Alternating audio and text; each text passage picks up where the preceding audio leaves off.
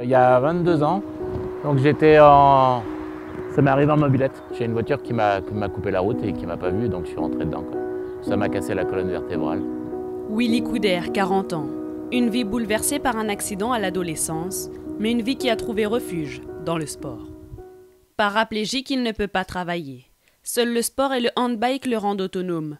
Aujourd'hui, Willy veut reprendre la compétition au plus haut niveau.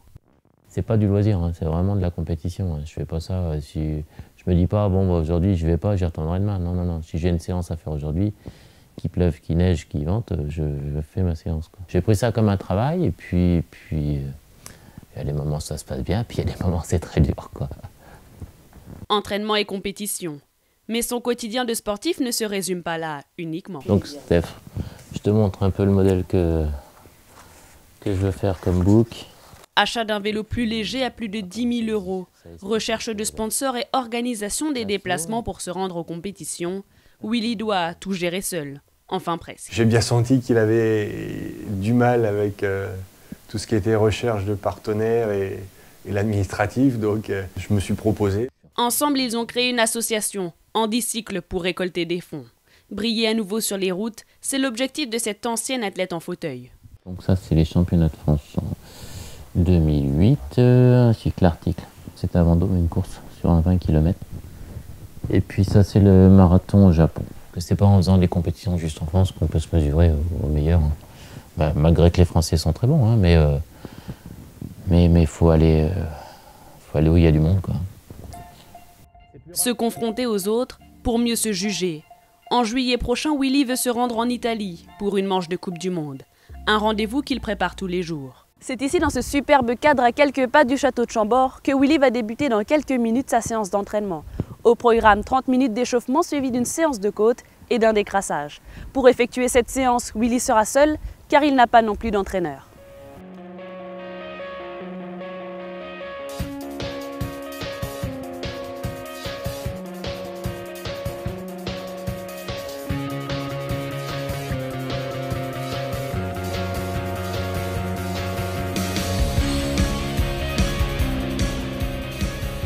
Je sais pas trop comment travailler, quoi.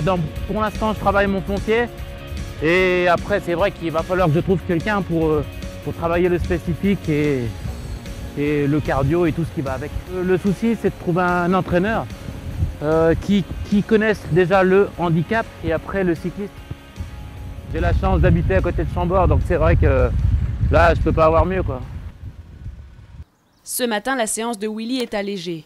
La faute à une blessure à l'épaule droite. À force de tirer un petit peu sur la machine, je pense que j'ai fait un excès.